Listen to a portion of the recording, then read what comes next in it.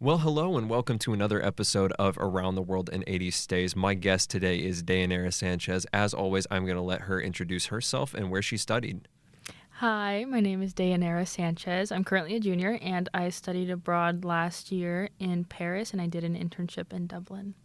All right, so we've already been to both Paris and Ireland on this show, but that's okay. We're up for repeats, and everyone has a different and unique experience. So I'm going to start chronologically here. Let's talk about Paris and studying abroad. So first of all, what brought you to study abroad, and then what brought you to wanting to study in Paris? For me, I think it was mainly the language aspect. I'm a French major, so I definitely wanted to practice that a little more, grow in vocabulary, grammar, speaking skills, all the jazz.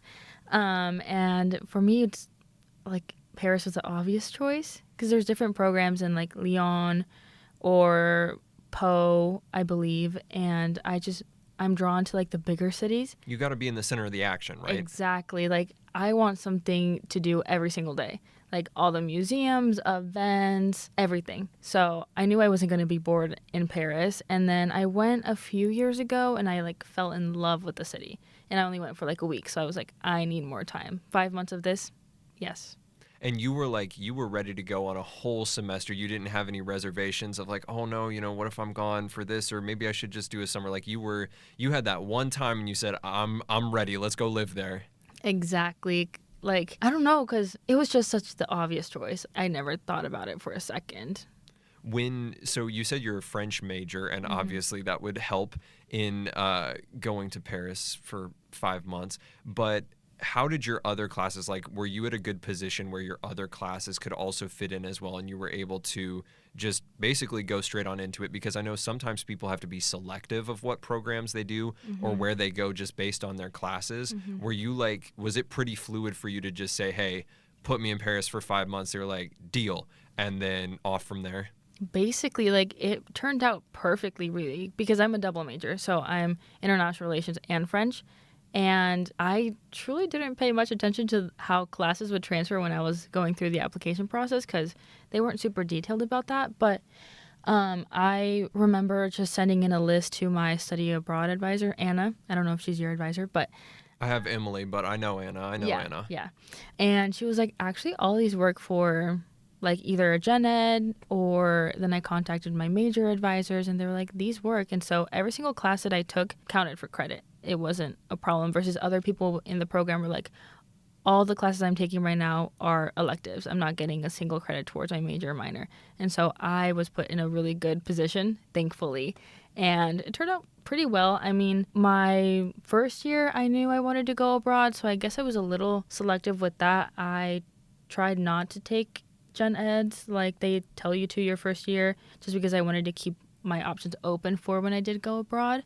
But it turned out perfectly, actually. So I know that experience as well because for me, and I think it's easier whenever you are kind of like a liberal arts student in that way of being able to move and shuffle not only your gen eds but like required course materials. Because for me as a poli-sci journalism and Spanish major, like those are fairly general with what you can get in terms of study abroad credit. So I didn't even need to like save or move around gen eds a whole bunch just because they had so many classes that would just fill that. It was basically like I was taking another semester here at Iowa, because when I went to Chile, I was taking a journalism class. I was taking 2 poli-sci classes, poli-sci IR, like same boat, and then 2 classes that counted for Spanish. So yes, I know that for some people it's difficult, but then with other people, it's like depending on your major or majors, I should say, you can fit in really, really nicely and not have to worry about, oh, should I just like stack all my gen eds or try to find something that's specific. Like you could go kind of a lot of places with these more liberal arts things. yeah, I know it gets really complicated with the sciences or math. Like I've had friends who want to go abroad and like, or even like in the like health sector. I know it can get really complicated, and I try my best to like help them out, but that's not what I've experienced at all. Like you said, it just worked out so well for me. Well, it's like here, I'll say this. You know, some people, it is difficult to find it, but for other people, you might not know how easy it is for you to study abroad. Like you may be thinking, oh, how are my courses going to fit into this, or how am I going to do this for my major?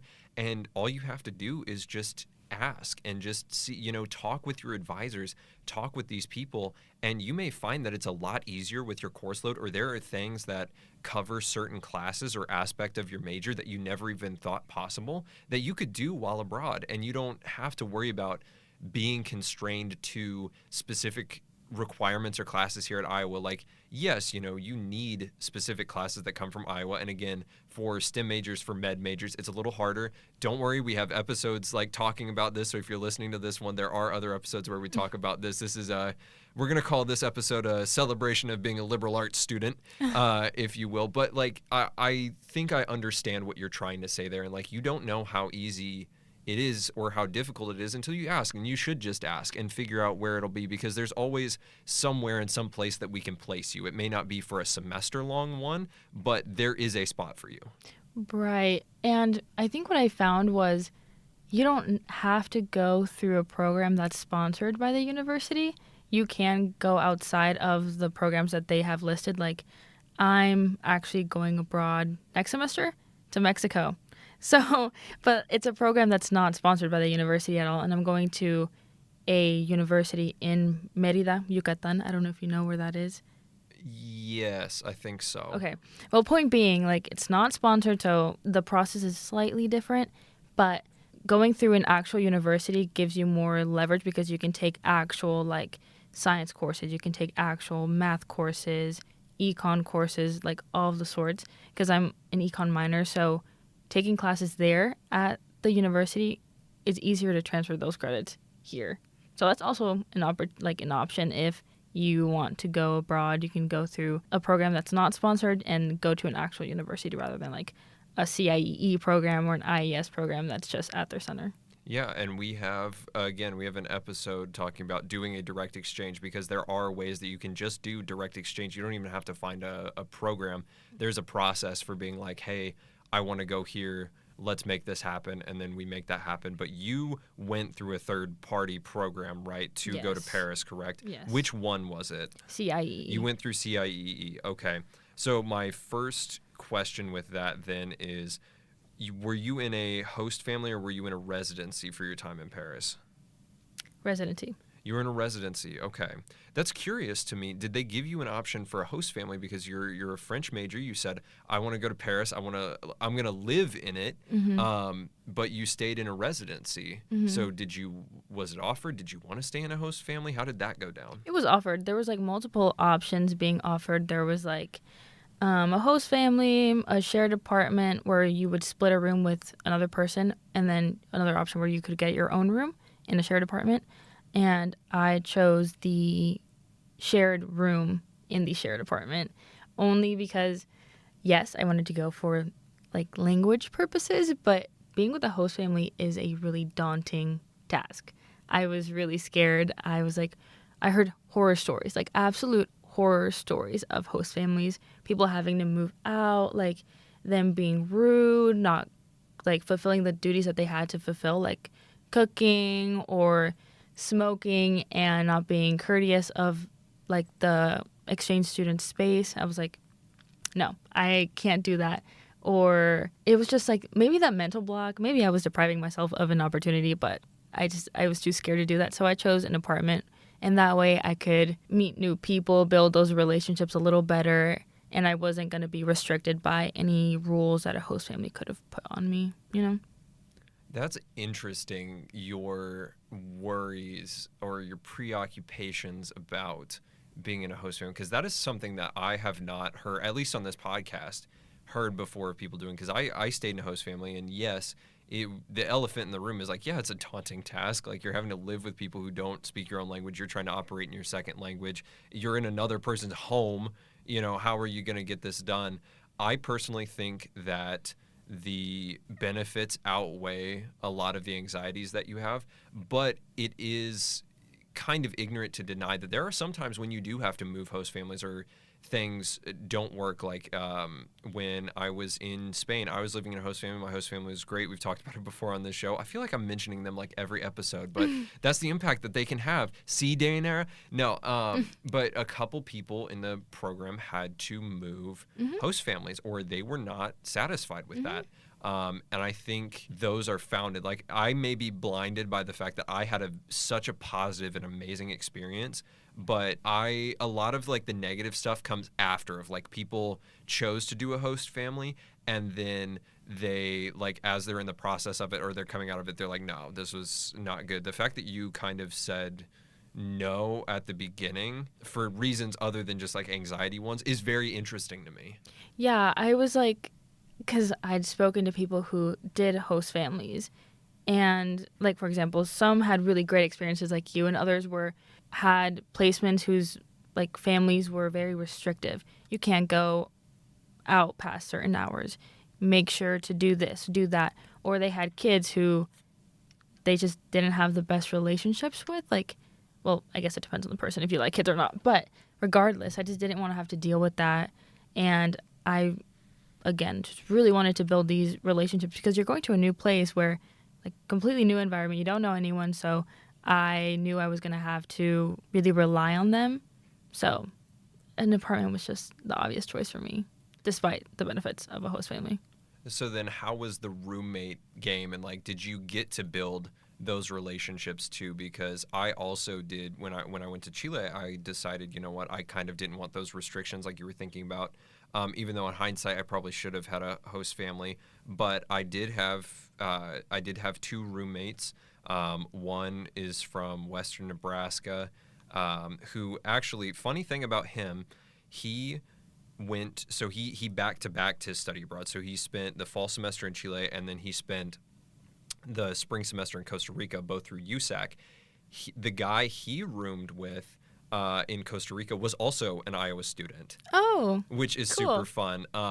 But he was there. He was from Western Nebraska, and then my other roommate, he was from like Bay Area and went to school up in Seattle. So we had a good time. We weren't like best friends, you know.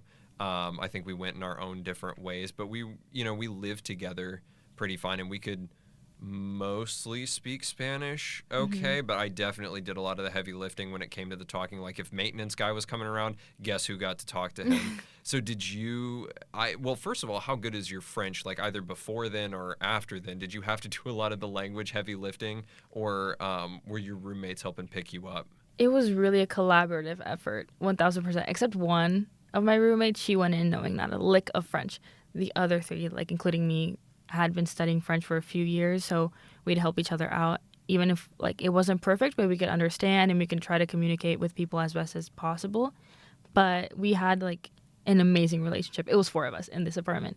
So like going in, it just felt like a very welcoming energy. I used to, I guess, not anymore. I used to be a really like shy and reserved person. Like, if you didn't talk to me, I wasn't going to speak to you. Like, I was not going to be the first one to initiate the conversation. But the first day that I got there, I was like, I need to get out of my shell. I can't keep doing this and be like abroad. So the You're very like, first, bonjour, exactly. I was just like very out there, which is good. It turned out really well. But with the jet lag, it might have came off a little not as I intended to, because later they confessed, oh yeah, we thought you were like a bitch. And I was like, no, like obviously I'm not. But they thought I had like a major RBF. I didn't want to be there, that I like was falling asleep on the floor because I was jet lagged. Like, what else am I supposed to do? Oh, I'd be getting hangry after jet lag. You can ask one of my friends. When we landed in Chile, I was flying for over 9 hours to get there. I had like three connecting flights. I was just basically like angry texting him because I hadn't eaten in hours, I hadn't slept in hours, and then he texted me like a week later because I'm like talking to him about stuff. He's like, "You seem just like so changed from that." I'm like, "Yeah, dog, I was jet lagged like crazy." Right? They told me like, now we know you're like a cool person. I was like, I was jet lagged. What do you expect from me? I was exhausted. So whatever. Point being, but 2 of my roommates, Ashley and Sanjana, are from Indiana University, and then Imani is from Texas. She goes to UT Austin. So it was interesting getting to know them and where their like hometowns are.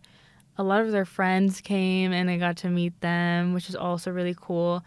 But like we instantly got super close. And then also we immediately got close with our upstairs neighbors. They were also in our program. There was interesting roommate situations with that apartment, but yeah, that was a really complicated story. One of the roommates got kicked out of the program. Oh. Yeah. Okay. Yeah, so that was a really interesting, situation. So I think that was like almost trauma bonding in a way. So like if there was something going on upstairs, we'd be like, just come downstairs. Just come downstairs and we can all hang out. So yeah, I think that's how we got close. But that's a story for like when we're done talking about this. Yeah. I need to hear this like off the air. That's crazy. Someone Yeah. got kicked out.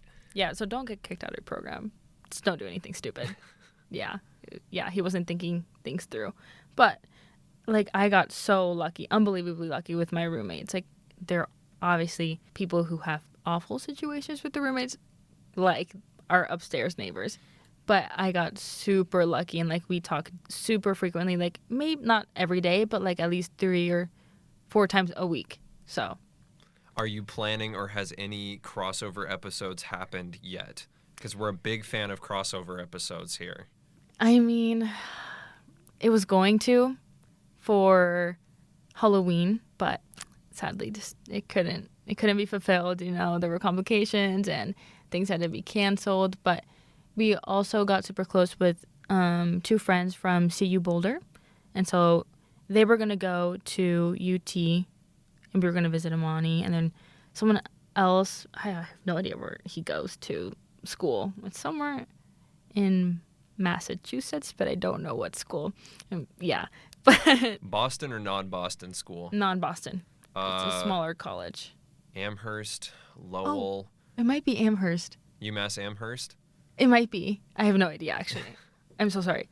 That doesn't mean I don't care, but it's a smaller school, so I can't remember the name. But he was also going to go, and it's just things didn't work out, unfortunately. But maybe next semester, potentially. Maybe next semester. I got a couple crossovers, I think, coming in next semester, too. I already had one, not with a roommate, but a good friend of mine earlier this semester. She goes to school in northern Washington State, just north of Seattle.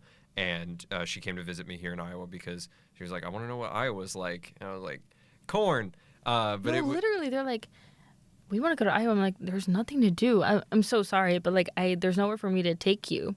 Like, we'll just walk around campus. That's it. I showed her the cornfield. She got to because she goes to West Coast school, so they don't start till way later. She like just came and sat in on a couple of my classes. Just we had fun on campus. It was a good time, and it was really like I think we should be even more grateful and realize how lucky we are to live in a world not only where we have such amazing access to experiences around the world, but that it doesn't stop when we get back home.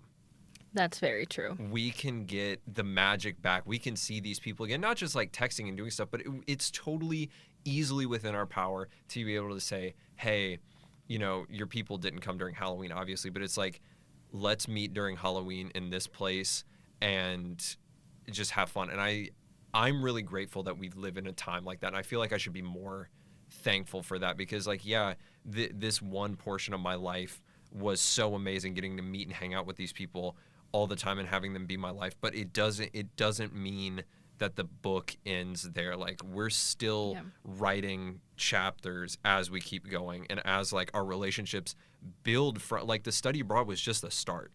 Like, the relationships are building now from that. Yeah, I think that's what got me through the end of study abroad because I was struggling with having to leave because I was like, these people are amazing and I wish this was like the rest of my life, but obviously can't. Like, I have to go back to what I left. And thinking like in that manner, like how you explained it, this isn't the end. You can bring those relationships back with you. I think that's what got me through and kept me from going down a downward spiral. So I want to move us along here as much as we can wax poetic about the amazing relationships that we have, which actually, so one more thing on that. This is, again, just the crazy world that we live in. There was a girl who was my floor mate when I was in Paris this past summer.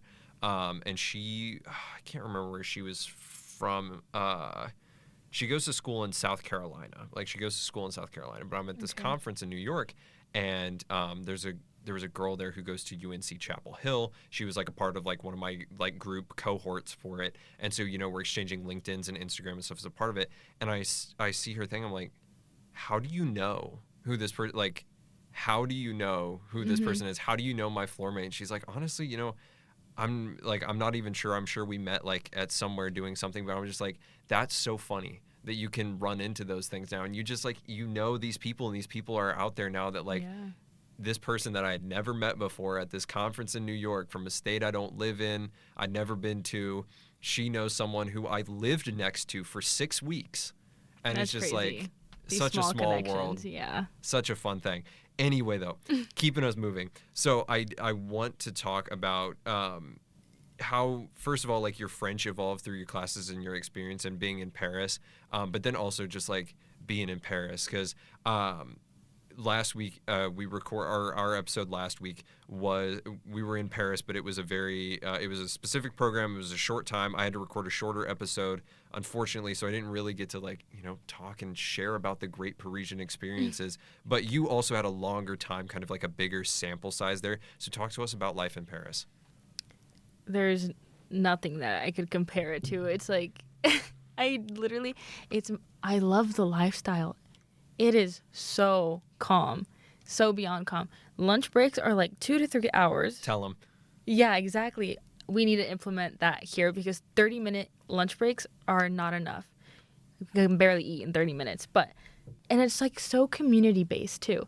Everyone goes to work or goes to class. You leave and you go to dinner for maybe 4 hours just talking. And they're not going to kick you out. They're just going to let you be. You can enjoy a glass of wine and just people watch outside until like it gets dark, and then it's just so calm. It's so calm. But also like there are very hectic parts of the city which can be overwhelming at times, but I think that's what makes it Paris. I love it if you know where to go to find like the calm, mellow spots to hang out versus like going to the very touristy areas. But I think it's about balancing it out, truly. But I love the lifestyle. Truly. It's my favorite. I mean, when the places in Paris are bumping, they are bumping. Holy moly. Because I think one of the first things I asked you when bringing you onto this was, did you ever go to Pachamama? Which is like one of the most famous, not in terms of how good it is, but by like name recognition clubs in all of Paris. What is it, 4 stories, 5 stories of... 5 or 6 stories. Yeah, it might even be more than like crazy town hectic, everybody's in there. But then there's kind of the fun, more my speed joints of like Le Caveau de la Huchette. Like, you can correct my French, but like, it's an underground jazz club. That one's a really bumping place, but it's like, it's so fun. It's an amazing way to spend an evening. Some of my best memories were there. I love it. It's the La La Land like bar, and I'd never watched La La Land before. Me neither. I had no idea. But like I know that that's what it is, and I know that it's iconic. And they have an amazing band that just plays almost every night. Eventually, I have like new people going on, but like their music is amazing. There's this one guy from that band who will go to the crowd and just grab random people and start dancing with them.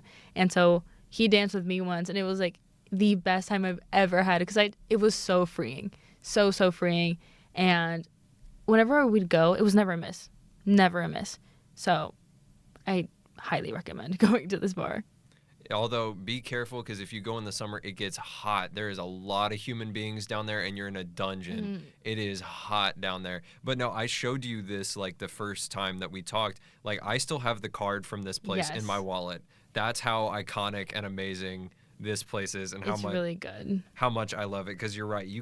There's no bad day in that club at all. But, like, clubs and stuff aside, what were some of the other maybe more under the radar things that you liked about Paris, or places that you went to? Because there's so much to do, and you had such ample time to be able to do basically whatever you want and explore every inch of the city. Yeah, I think not many people know this. I didn't know it, But my favorite thing that I did was you can go underneath the Notre Dame. I don't know if you... Really? Yeah, you can explore the foundation of the Notre Dame. What? Yeah, we went with the class, and I was like, this is the coolest thing I've ever done, because not many people know that you can go and do this. Well, because I know there's not to interrupt, there's the catacombs, but those are Yeah. nowhere near Notre Dame. And the one time we tried to go to them, they were closed. Oh, I refuse to go to the catacombs. I can't do that. I didn't know that was a thing. You can go underneath the Notre Dame.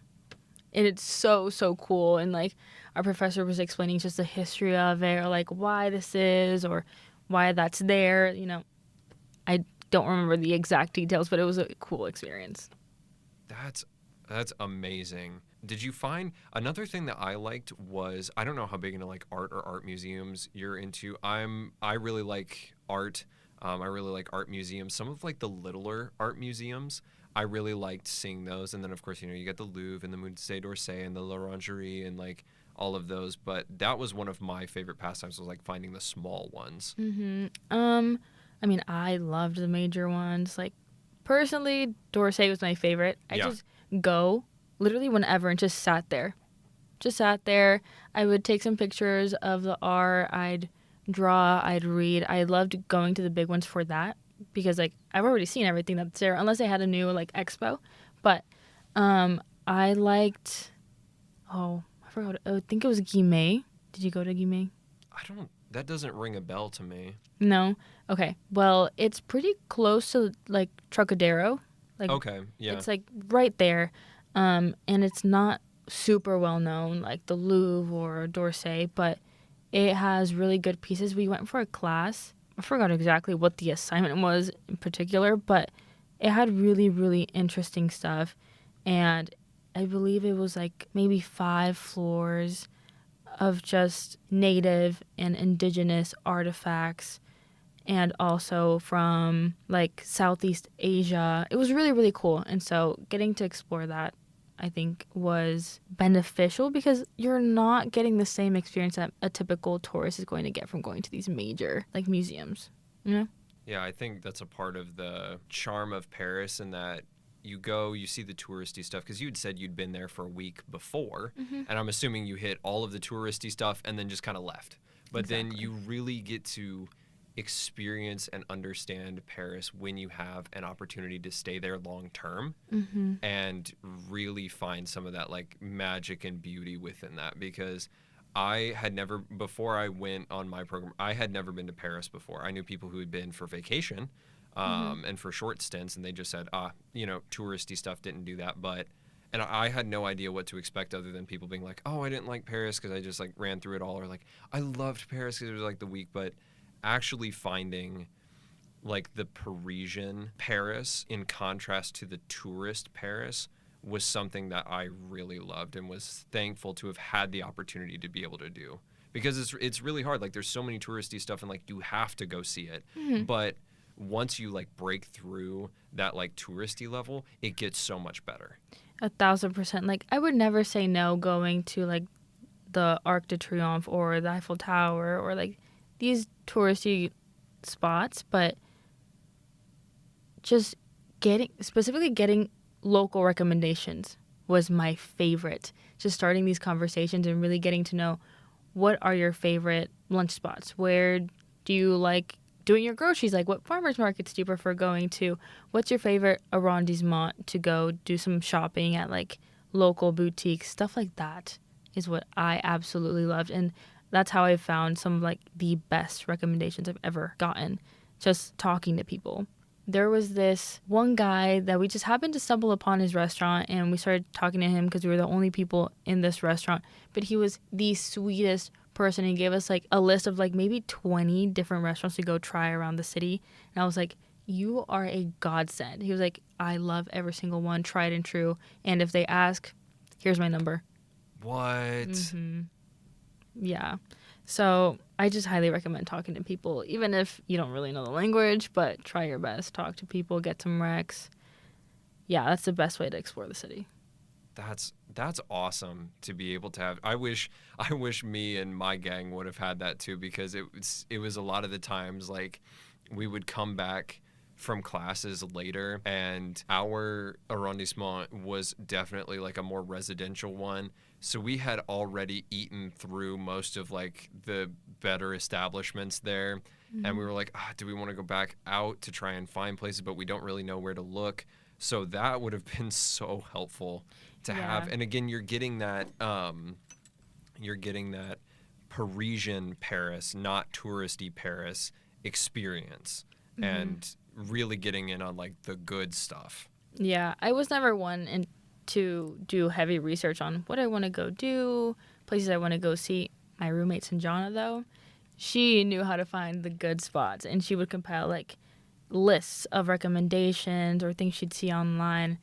She was a major help because I just hated having to find, the things that I want to do and placing them on the map. And like, if I'm out, I have to know when I'm near to see if I can even get there. It was just too much work, but she really helped out in that department. I used social media sometimes for that, but I also didn't want to use it too much because, again, social media will like beat a lot of these things to death. And then it either doesn't live up to expectations, or it's too crowded and people have already kind of taken it over, or like some of that magic and veneer of it is gone. But I was like, I probably do need to know of some places. One place that I know is definitely a tourist place, don't care, still loved it, was Corette. I was thinking of that one. I hate that place. You hate that place? I loved that Why? place. That was I didn't like how touristy it is because you realize and I went to both locations because there's two locations. Yes. I went to both locations. The main touristy one is crazy. The hot chocolate was unbelievable. It was 90 degrees in July. I was like, more hot chocolate, dog. I do not care. Are you kidding me? I loved it. It was amazing. So Corette was one place, and then the other place was it was this cafe. Did you ever hear of Cafe Pli? P-L-I with an accent. No. Okay, so this place's gimmick is that it's a cafe, but you write a letter to yourself, and then they'll mail it to you. Yes. Did you go there? No. Okay. I knew it was gimmicky. But no, like I went there and I was like, yeah, it's probably going to be like whatever. But it was actually like, it was really quiet. It was kind of hard to find. There were like actual real patrons in there, not, just a whole bunch of tourists and stuff. I definitely was sticking out like a sore thumb. They looked at me, they were like, English? I'm like, yeah. But I really liked that joint too. And it was really nice, quiet. And they had good food Really? too. They actually had good food because Corette's food was not very good, but the hot chocolate, man, the hot chocolate was unbelievable. That's why I dislike Corette. It's overpriced, bad food, and you can find better hot chocolate elsewhere. Unfortunately, that's my opinion, though. You might have to give me the Rex so the next time I'm in Paris I'll have to compare. But if it's like death row last meal, a part of that meal is gonna be Corette hot chocolate because holy moly. I mean, the presentation's nice and all, but I went once for my birthday because I was like, this feels appropriate. But never again. Like, yeah, it's decent hot chocolate, but I can make better at home.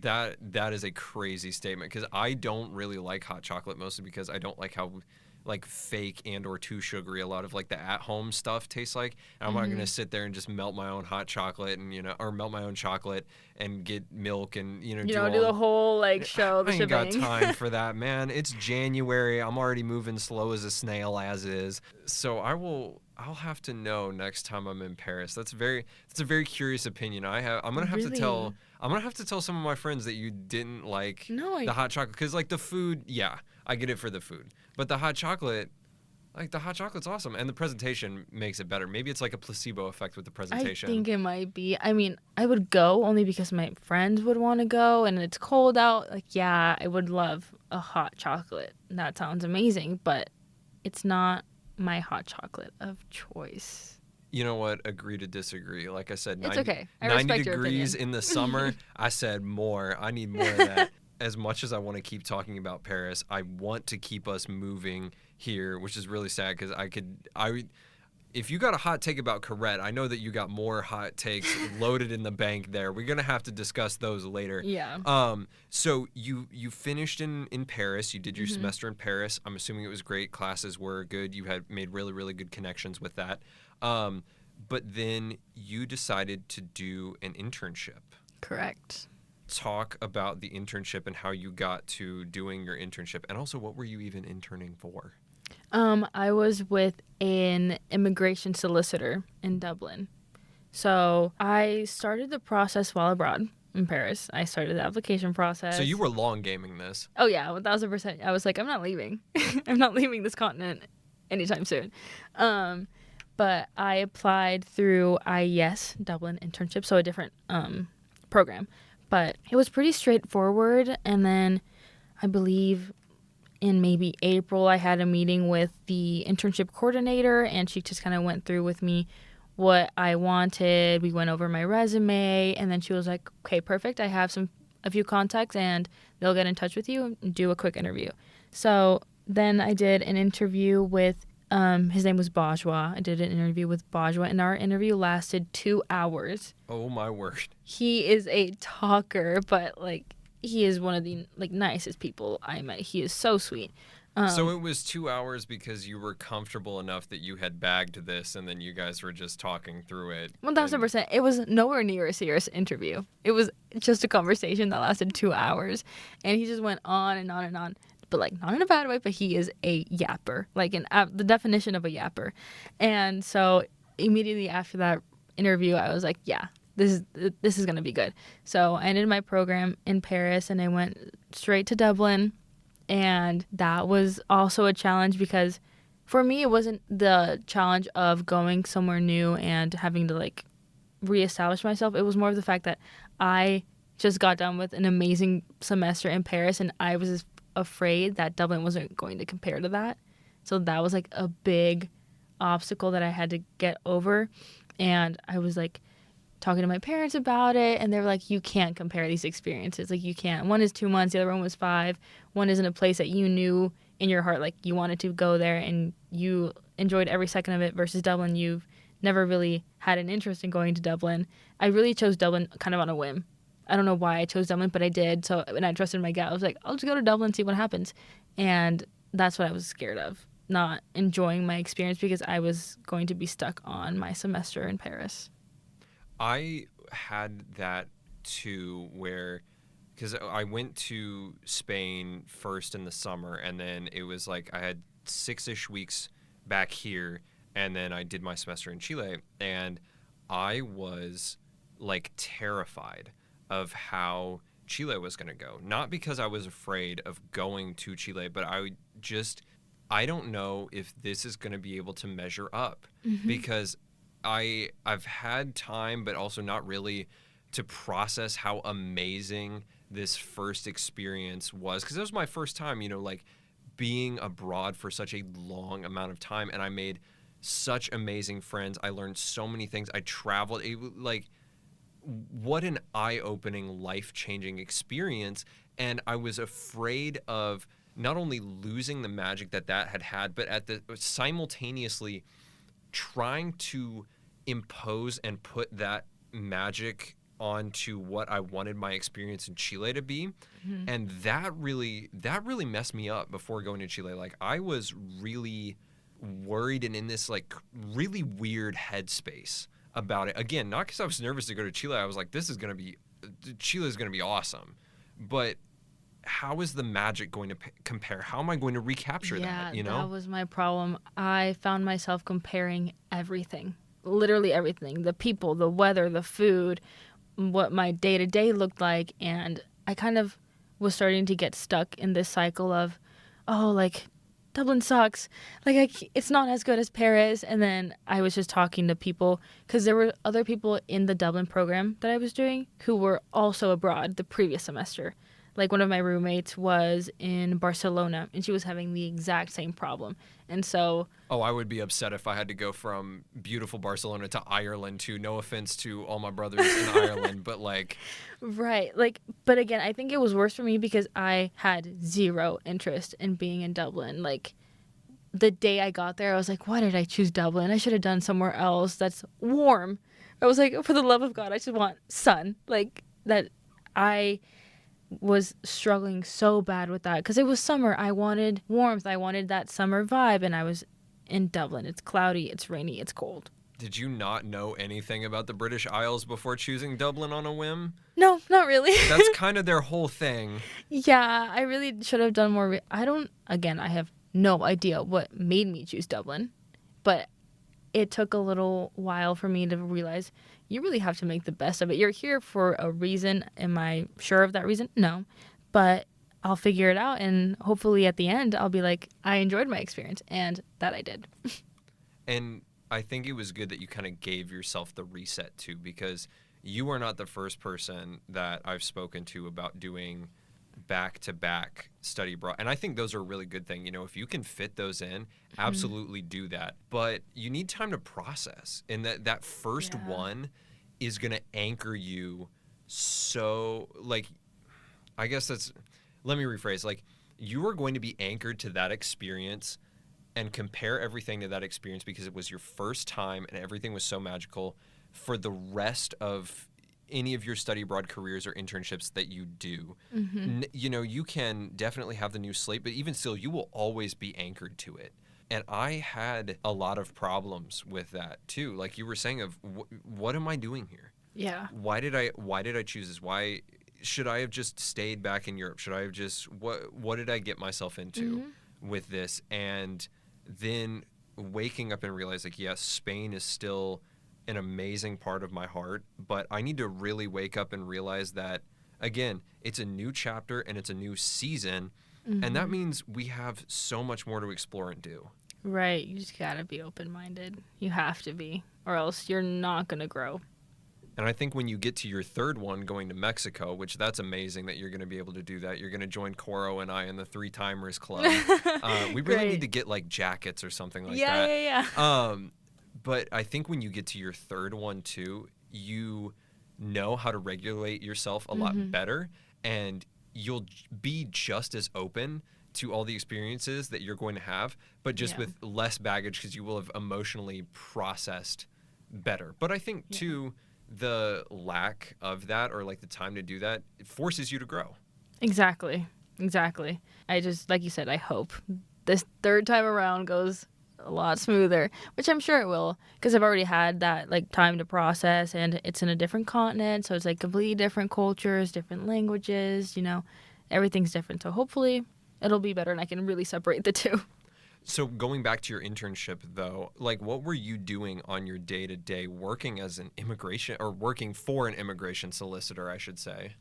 It was interesting. I had no idea what I was getting myself into.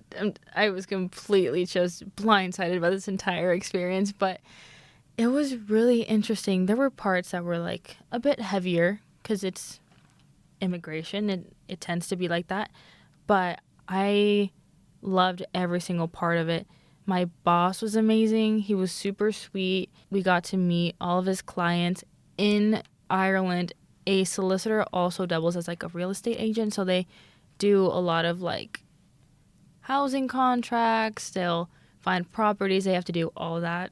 And so I would have to go in and do all the math of like real estate. And I was like, I have no idea what I'm doing here, but I'll figure it out. I promise you I'll figure it out. So he trusted me a lot more than he should have. But I mean, cool, I guess. And we'd have to write a bunch of like affidavits. We'd have to do a bunch of like case prep. There was this one case. Oh my gosh. Can you legally talk about it before we... I'm not going to talk about the details, but Okay. I'll just like the prep of it. I was like, I don't want to get in trouble for this. No. I'm not going to talk about the details because, yes, you know, privacy. But we had to get these docs in like very last minute, and it's like 6 big binders of documents for this case, and the courthouse is about to close in 10 minutes.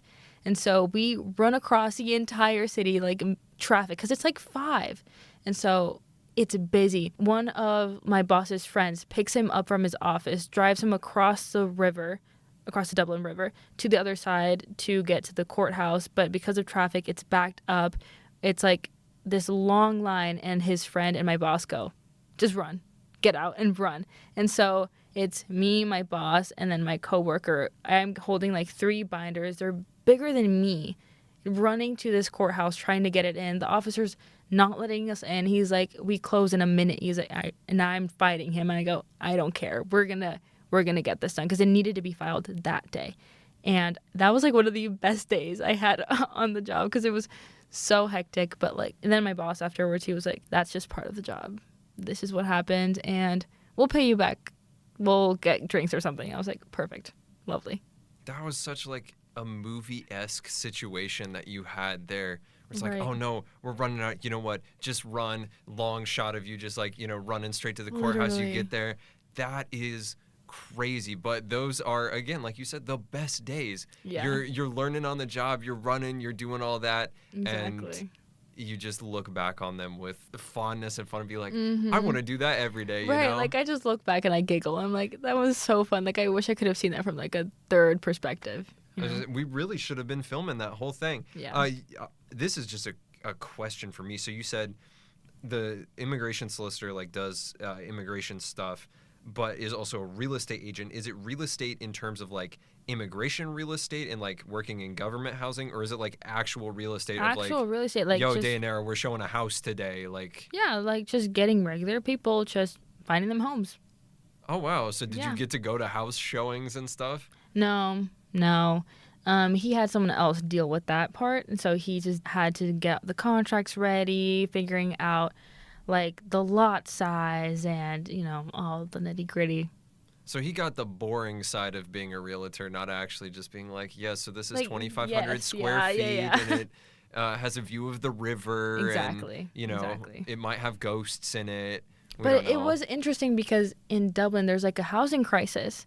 And so getting to hear what he sees from all of his cases, and then also talking to like my professor, because we had to take like a seminar. So talking to him was really interesting, like getting to hear why these problems exist or how it's affecting people was a really good learning opportunity. Because again, didn't know anything about Dublin or Ireland. So getting to learn about these things was really cool.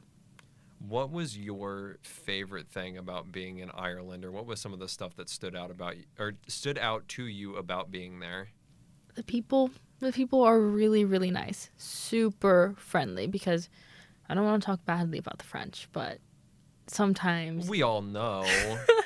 yeah, like, don't get me wrong, I never had a bad experience or like a bad confrontation or anything like But their that. reputation precedes them. Yes, they are just very private people, reserved. Like, they're not going to randomly go up to you and start a conversation unless you initiate it. Versus in Dublin, I was having random conversations with like the most random people, just left and right, and they'd keep it going, like, and I felt like I knew these people after like a 10-minute conversation. They'd share their entire life stories, and I was like, this is so fun. Like, I loved this part of it.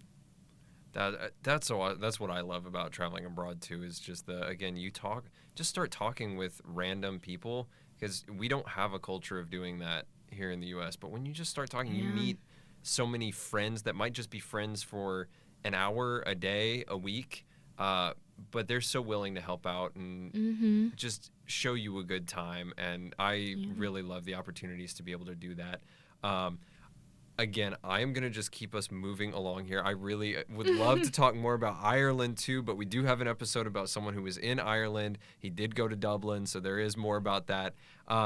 So you are a social media creator for international programs, and I want to talk about that real quick. So for people who have studied abroad, or like are thinking of studying abroad, or maybe even just want to create content while they're out there, talk a little bit about that process, because like I've seen the stuff that you have created for international programs, and you did an amazing job. Definitely made me be like, all right, we got to go keep traveling, got to go keep studying abroad. Oh, thanks. So talk about that process of becoming it and what you do. Yeah, it really just started out of nowhere. Like, I wasn't super into posting on my Instagram account, but I have always made videos. I just never posted them, because I feel like I have this little creative side of me that I really enjoy editing. Like, I really do. But being abroad, it kind of gave me an excuse, like, you know what? Let me show this to people.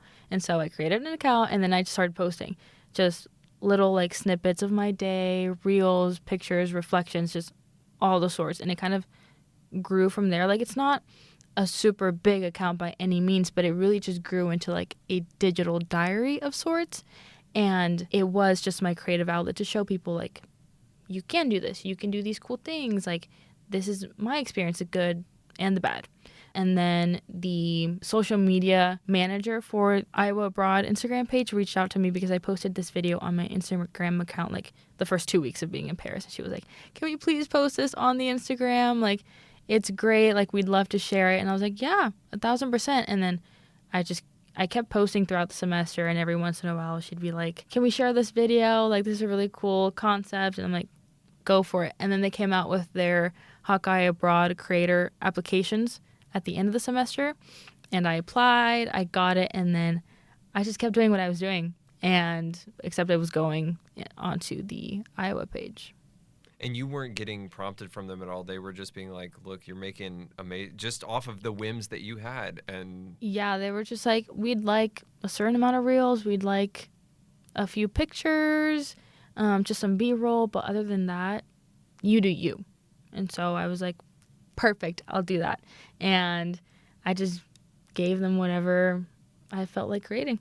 Well, I was going to ask too, because you said it was a digital diary, and you kind of answered it. You said you were being you, but did you find that there was a kind of content that you were doing, or like a kind of recording of like a more of like day in the life versus reflections versus here's a cool place that I went to see, that, you know, they either wanted more of, or maybe you had more fun making? Or what is like the spectrum of content that you were producing for them, or just even for your own, I guess? A little bit of everything, but I really enjoy making reels. I think that's where I can express myself the most. I love being able to like choose the songs and creating a story with that, like in a video form. But I would still share all the pictures that I was taking. I would create little reflections in like the description or the caption of the post, just talking about what we did. But the reels aspect was truly just what I like to do. But I didn't want to fill my entire page with reels. So, you know, I had to have a good mix of everything. Well, you filled it with beautiful travel pictures instead, because unfortunately we're not going to have a time to talk about all the places that you went to. But Dayanara, you hold a very special position of being one of the few people who got to more countries than I did. Because what's your current count right now? Oh, I forgot. What was yours? 16. I think mine might have been 16 or 17. Okay, so we're literally right there. Yeah. Because you got to do so many amazing stuff. You posted and made such amazing content from that. Like, that's how I found you, was through like Iowa stuff that you were posting. I was like, this is amazing, and this is a really good opportunity because social media kind of like content creation is not my biggest thing. I'm kind of more of a long form. I'm more of a writer with my producing. I'm not very good. Like you said, you're great at editing. That's amazing. I hate editing. Really? I think it's because I'm inexperienced at it, but I hate it. But I was like, that's a really good opportunity that I might want to pursue. But there are other students I know who definitely would want to pursue that, and, you know, just being a part of that, of like blog it not only for yourself, but maybe to help others. Exactly. Because I'm first gen. My parents are immigrants. Never in a million years did I think I was going to be going to school in a different country. Like, that's something that just wasn't really on my radar. Not once, not twice, but going to be 3 times. Exactly. So I was like, I wanted to share this with my friends and with my family, just also keep them updated. I'm not like the best at, you know, getting back to them, answering their calls, texting back. So posting on social media was like, yes, I can do this and everyone sees it.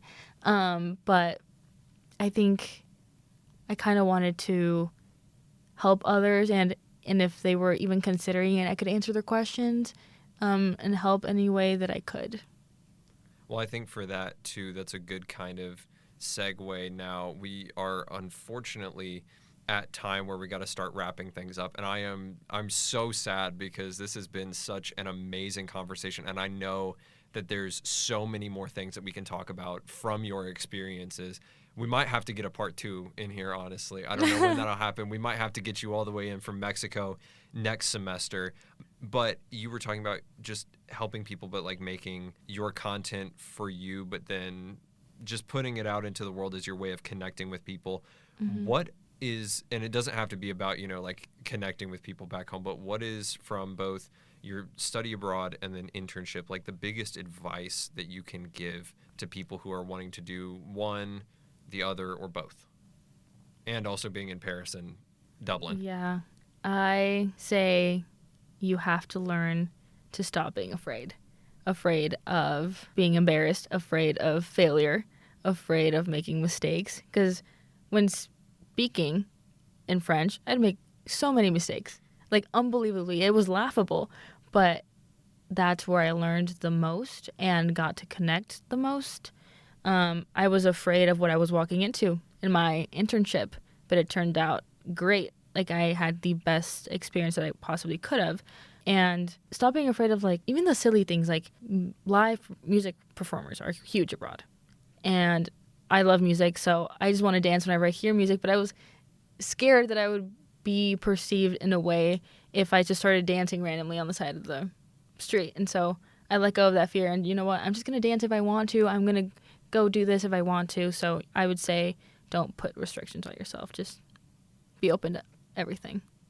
Be open to everything. I will say, as much as I tried to get out of my comfort zone, I can't dance for nothing. And I was definitely like, oh man, if I'm going to break out moves, people are definitely going to see and know. So pass. But maybe someday, maybe on the mythical 4th study abroad, Right. I will finally Get out of open that, yeah. myself up and just dance the night away. But no, I enjoyed the street music. Saw a lot of great performances. Like you said, it's everywhere except here.